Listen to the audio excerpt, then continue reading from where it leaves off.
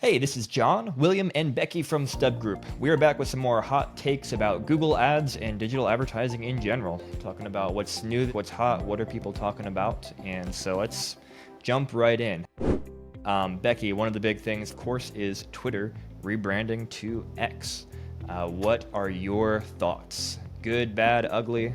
What is Elon doing? I'm going to plead the fifth on my thoughts on the transition as a whole, but I think that one thing that's super important to talk about when it does come to X is some of the new programs that Elon has started to roll out specifically for creators, and like how our team thinks that those might affect ads, because we run ads on X. Lots of people are running ads on X the same as they are on Google and Meta and other platforms. But this new creator revenue sharing program is going to change how people can monetize the different types of content that they're posting on Twitter. And I think in particular, it's important for us to understand if we think that as people monetize, are they going to run ads more? Is that going to affect ads that people are running that aren't monetizing? So I think it'd be cool to get you guys' thoughts on what you think that will have an effect on when it comes to actual paid ads versus monetizing creative content on X in particular. Yeah, I mean, I think big picture, the way I look at it is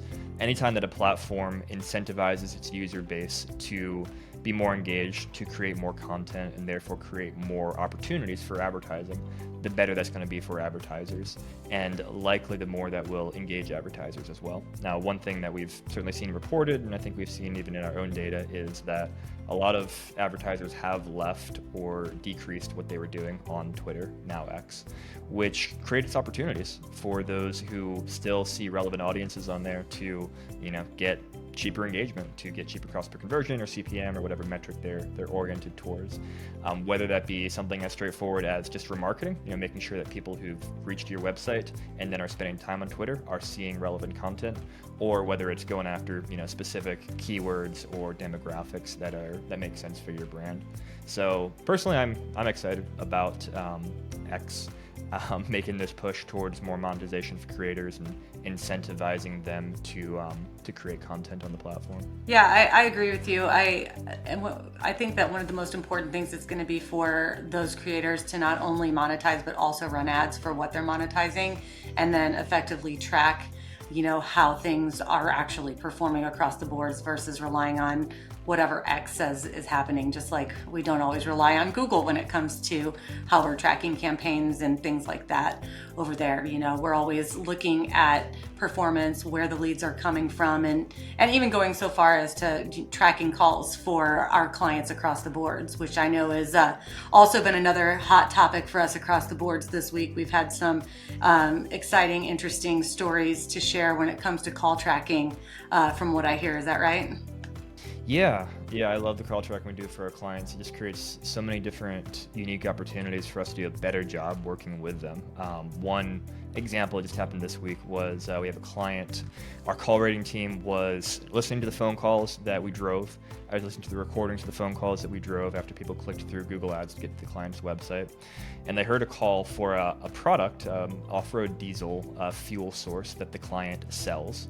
But they heard the salesperson saying, hey, we can't help you with that. And so they came to their team, the Stub Group, the call rating team came to the management team, the PPC management team at Stub Group saying, hey, can you figure out what's going on here? Does the client no longer sell this product? Or why wasn't the sale able to complete? And so we were able to take this to the client and get some really relevant feedback, which is that, hey, there are actually some specific states in which they are not licensed to sell this particular product, which we weren't aware of previously.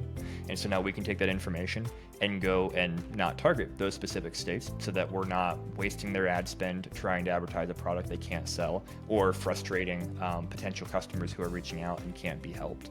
And I could give so many more examples, but that's the type of thing where just tracking and actually listening to phone calls for our clients helps us really up the level of service that we can provide, and just again take that one step towards being truly partners of our clients, not just button clickers who are playing around with keywords in Google Ads. And when it comes to tracking, whether that be phone call tracking or other types of tracking, one thing that we're spending a lot of time talking through, especially with our lead gen clients, is this concept of what Google calls value-based bidding, William, could you speak to what is value-based bidding and how are we leveraging that for our lead generation clients to improve the results we're driving for them? Value-based bidding is something that you typically are going to hear more in line with e-commerce clients or clients that are businesses that are selling products online, where you can track, okay, they added this product to cart, they checked out, you're associating this value to this click that came from Google Ads, for instance. But value-based bidding provides a lot of opportunities for lead generation businesses as well, whether you're trying to get phone calls or form submissions, quote requests, because using value-based bidding allows you to inform Google Ads which types of actions are more valuable than others. So it may be that you decide as a business that phone calls are 3 times as valuable to you as form submissions. So you might give Google Ads the information to say, okay, we're going to give the value of $30 for a phone call, or $10 for a form submission. And that way, once that bid strategy has been running long enough in Google, it can begin optimizing with the understanding that phone calls give 3 times more value to the business than the form submissions. And it can be a static value like that, where it's just based on how much more a phone call is valuable than a form submission or some other action. Or it could be based on, phone calls typically drive on average this value. So it could be for your business, that's the average phone call drives $300 in value. So we could associate that with a conversion, whereas a form submission may only drive $5 on average in value, based on percentage of forms you get, and of those forms, the number actually convert into paying customers for you. Using that information, though, allows you to give Google that much more of an ability to really hone in on what's driving you profitability, what's driving success for you, and not just blanket targeting all conversion actions that are possible on your website, when in reality a phone call is probably not as valuable to you as a form submission, or say a chat conversation, or a contact form submission. There's varying amounts of profitability from those, and giving Google the opportunity to focus on what's working, what's more valuable to you, is why value-based bidding is important, even if you're not an online web store or an e-commerce business. Yeah, no, I've seen it be so helpful in helping us take things to the next level for a client, where maybe for a while we were just saying, hey, here's the cost per lead we're driving, and they're kind of viewing everything as the same type of lead. But then we start using value-based bidding, start optimizing towards those more valuable types of conversions, and that has had just a dramatic impact on the client's lead volume, quality, close rates, and then ultimately their bottom line. So speaking of Google helping with things, another thing that Google is doing a lot that we're leveraging on behalf of our clients is related to YouTube, and helping some of our clients with YouTube Shorts. Becky, could you speak to what we're doing? Yeah, absolutely. So I think we've said this time and time again, but across the board, video, right? Whether you're talking to somebody at Google, or you're talking to somebody at Meta, or even at X now, video is king of content right now. And YouTube just recently released 6 new features that are specific to YouTube Shorts, because it's something like 2 billion, I think, users have been logging in for YouTube Shorts across the boards. So capitalizing off of those 2 billion people is definitely something that businesses want to be a part of. I know the shorts are doing different things like collabs now. So like you see on TikTok, where there's a side-by-side video, and maybe one person's got a previous video that was on YouTube Shorts, and they're doing their own commentary on that video. So everything from that to different creation suggestions that YouTube's actually giving the user at the beginning stages when they're building out things on their YouTube channel. And a lot of times clients will come to us and say, listen, I've got one long video.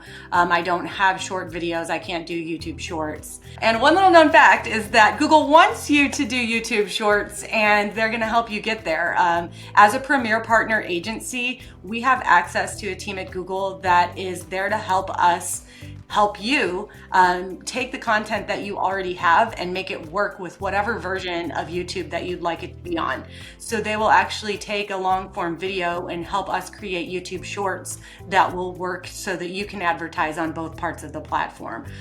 So whether you're trying to test them out for the first time, or you need help getting there, that's something we can help all of our clients do, and something that everyone, whether they're in e-commerce or lead gen, should definitely be trying out, because it's definitely really the hot place to be when it comes to where you're placing your video advertisements right now in August of 2023. Yeah, and shorts can also be a great way of introducing your brand to the audience, and then kind of kickstarting that relationship, because there's so much exposure, like you said, for shorts, so much engagement, so many people seeing them, that you can strategically, let's say, create audiences on YouTube. So push your shorts. People who watch your shorts, okay, well now they're a little bit warmer, they might be interested in watching your long content because they've seen a quick bite of you. Then you can push a longer video to them when they're engaging with long form content on YouTube. And then, hey, if they start watching that, well then they're even warmer. Now you start pushing them towards, more conversion based ads. Hey, come to our website, purchase our product or service. So shorts can be a really great entry point into your ecosystem, into your funnel, as well as fantastic on the remarketing side as well. So people who've been to your website, let's give them a quick bite. Let's keep reminding them of who we are as they're scrolling through all the fun challenge videos and cat videos and whatnot that's on YouTube Shorts. Keep present in their mind as well. And since a short is so short, you're not asking for a lot of their attention and time. It's, hey, just a quick bite. Boom, yep, they thought of you, remembered you. All right, cool. We're building that awareness for them to come back when they're ready to make a purchase. Yeah, and one of the features that was released this week is also an actual playlist for shorts. So if you want them to view your shorts playlist before they go to all your long form videos, that's also another option for you to get them warmed up while not having to view so much long content. That's awesome. Cool. Well, Becky, William, thanks for joining me today. Hope that anyone watching this found this helpful. And as always, if you need any help with Google Ads, digital advertising in general, just want to talk to an expert what you're seeing in your accounts, please reach out. We'd love to chat. We have a free Google Ads consultation that we can give you and work through things and see if we might be a good fit to partner together for the long term. Until next time, take care. Hey, do you want to dominate Google Ads and grow your business? Subscribe to this channel and we'll help you learn how. You see, we've made almost $500 million for our clients from Google Ads. In fact, according to Google, Stub Group is one of the best performing Google partners in the world. Subscribe to our channel for more videos like the one you just watched and learn how to dominate Google Ads, increase profits, and grow your business too. And check out the description below for your own free Google Ads profit plan, customized for your business. Thanks.